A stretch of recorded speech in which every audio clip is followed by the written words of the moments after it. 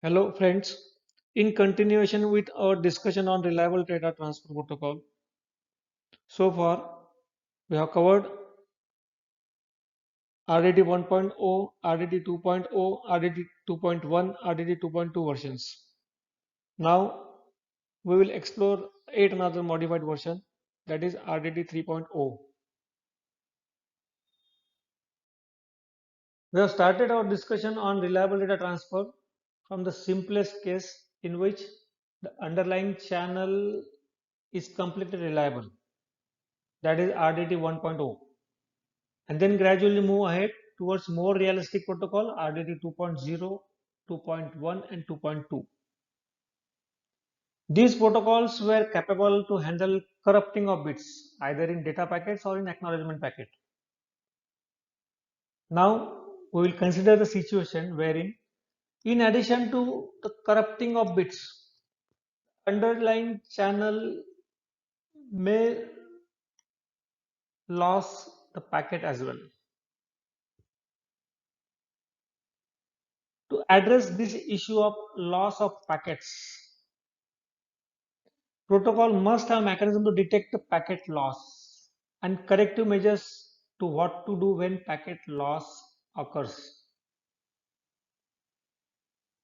Though technique like checksum, sequence numbers, acknowledgement packets, retransmissions, which were already there in place in RDD 2.2 to address the issue of lost packets.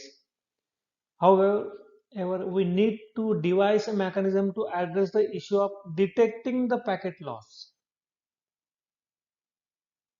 There are many possible approaches towards dealing with packet loss. Here, we will put the burden of detecting and recovering from lost packet on the sender side. Suppose that the sender transmit a packet, data packet, and either that packet or the receiver's acknowledgement of that packet get lost during transmission. In either case, no reply is forthcoming at the sender from the receiver. If the sender is willing to wait long enough so that it is certain that packet has been lost, it can simply retransmit the data packet. You should convince yourself that this protocol does indeed work. But here one question arises, how long one sender must wait to be certain that something has been lost? The sender must clearly wait at least as long as a round trip delay between the sender and the receiver, which may include buffering at intermediate routers plus whatever amount of time is needed to process packet at the receiver. Moreover, the protocol should ideally recover from packet loss as soon as possible. Waiting for worst case delay could mean long wait until error recovery is initiated.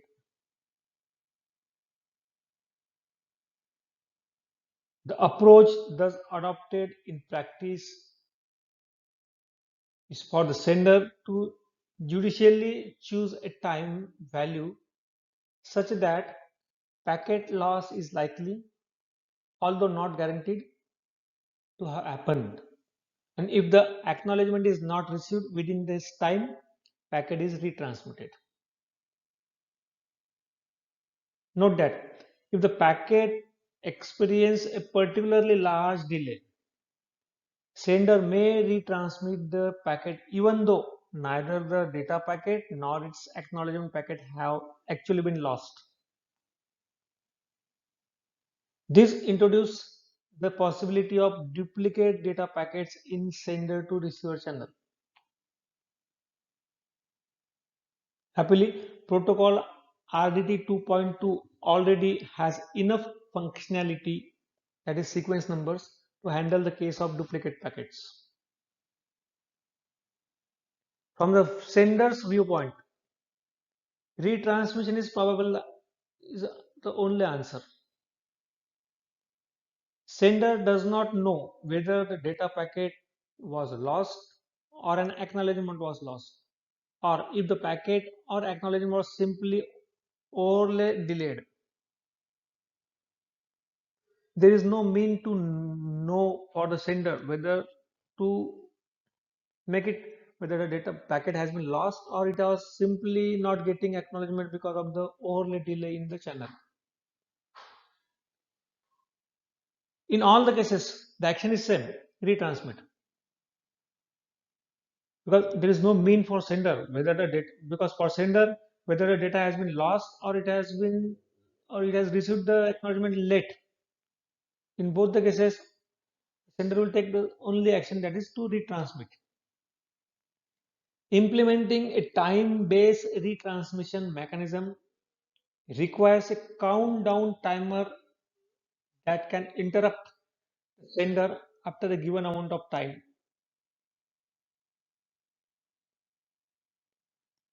The sender thus need to be able to start the timer each time a packet, either a first time packet or retransmission, is sent.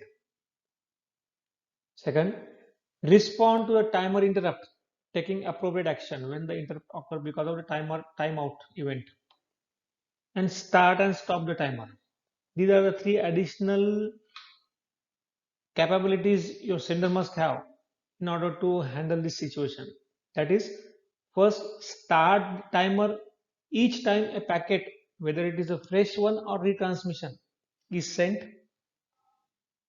Second, respond to a timer interrupt which was occurred because of timeout event, and appropriately stopping and starting the timer.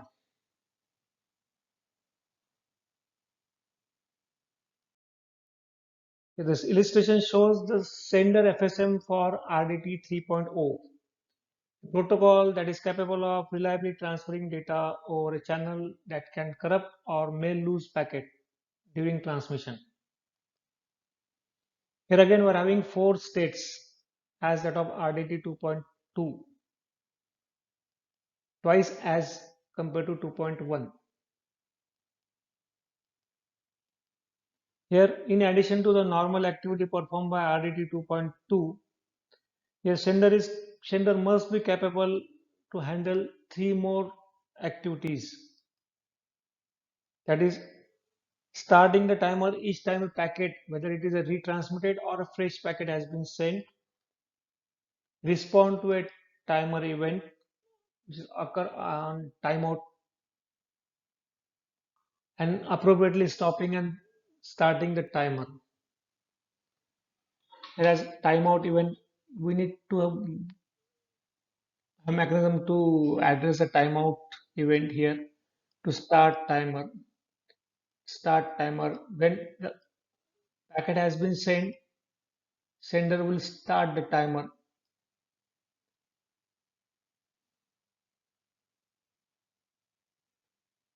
and it has to again stop the timer when it has received the acknowledgement from receiver.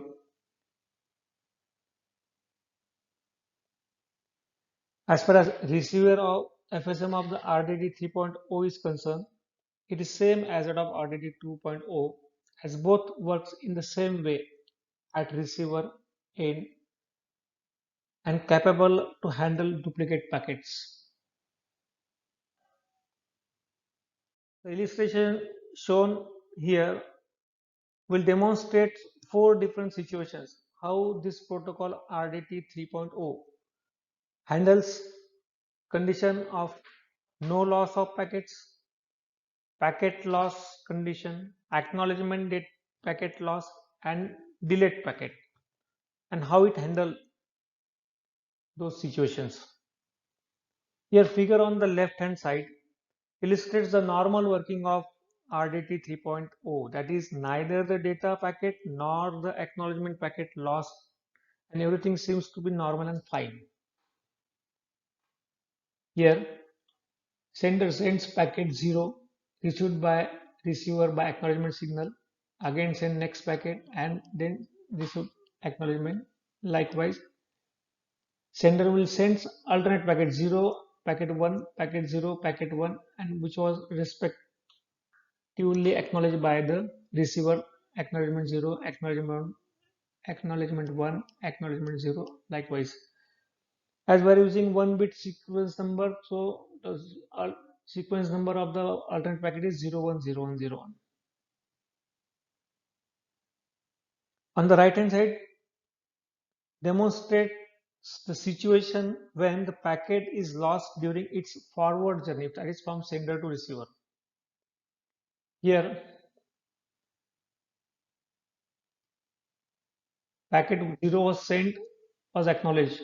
Packet 1 was sent was because of the timeout event. Timeout event triggered the timer will trigger the timeout event, and sender will reinitiate the retransmission of packet 1. Earlier, packet 0 was sent, appropriately acknowledged by the receiver. Next, packet 1 was sent, but it was overlay delay. Here, the time will invoke the timeout event. After waiting for worst case delay, the timer will invoke the timeout delay. In response to that timeout delay, sender reinitiate retransmission of packet 1 to the receiver, and again that was appropriately acknowledged by the receiver, and then go on sending the packets alternately 0 and 1, 0, 1, 0, 1.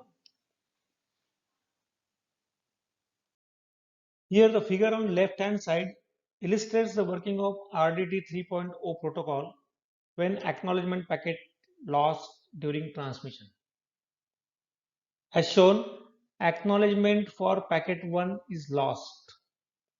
Hence, after timeout event, timer triggers initiates the retransmission of packet 1, even though it was received earlier by the receiver successfully. Here, on receipt of packet 1, receiver detects the duplicate packet using the sequence number info. Initially, sender sends packet 0, which was appropriately acknowledged by the acknowledgement 0 packet. Sender sends another packet, packet 1. For some reason, suppose acknowledgement packet for packet 1 lost. Here, after certain time, that is worst case delay time, timer activate the timeout event. On timeout event, sender initiate the retransmission of packet 1, and on receipt of packet 1 second time, receiver detect the duplicate packet by using the sequence number info, which is embedded in the header file. And say it will appropriately acknowledge, and then the next journey continue, alternately sending packet 0, packet 1, packet 0, packet 1, because we are using 1-bit sequence number. On the other hand, figure on the right hand side illustrates the working of RDT 3.0 protocol when there is either premature timeout or delayed acknowledgement packet from receiver. Here, because of the delay in receiving the acknowledgement from the delay already sent packet, packet 1 in our case, after timeout event, sender retransmit the packet 1. Here, initially it will send packet 0, it was acknowledged by the receiver, then it will send packet 1, but because of some reason the acknowledgement signal is overlaid, delayed, because the expected time out is this one. Because of the delayed receipt of acknowledgement signal for packet 1, after timeout event, timer trigger the resend retransmission of packet 1, which was earlier sent and successfully received by the receiver. Hence, after receiving the packet 1 next time the receiver detect the duplicate packets. Meanwhile, the earlier send acknowledgement signal has been received by receiver sender. Hence, in response to this acknowledgement, as well as this acknowledgement, sender will send packet 0 twice. One in response to the delayed acknowledgement for packet 1, it has to send packet 0 because we are using 1 bit sequence number, so alternate 1010 packets are sent, and respond in response to the retransmitted packet 1, and which was appropriately acknowledged. In response to this acknowledgement 1 packet, sender will again retransmit the packet 0. Here both these packet 0 and packet 0, this packet 0 is retransmitted, and hence it is a duplicate packet was detected by receiver by using the sequence number. The send side bracket indicate the timer at which timer is set and later time out. Because here packet sequence numbers are alternate from 0, 1, 0, 1 because we are using 1 bit sequence number. Protocol RDT 3.0 is sometimes also known as alternating bit protocol. Because we are using 1 bit sequence number, sequentially packet 0, packet 1, packet 0, packet 1 alternately are transmitted, and hence RDT 3.0 protocol is sometimes known as alternating bit protocol. I had already explored all 4 situations how RDT3 handles. Having discussed about the working of RDT 3.0 and how it handles the different situations like loss of packets, loss of acknowledgement packet, or premature timeout events, it is imperative to discuss the performance issue, which we will going to cover in the next part. Thank you for listening to me till end. Thank you.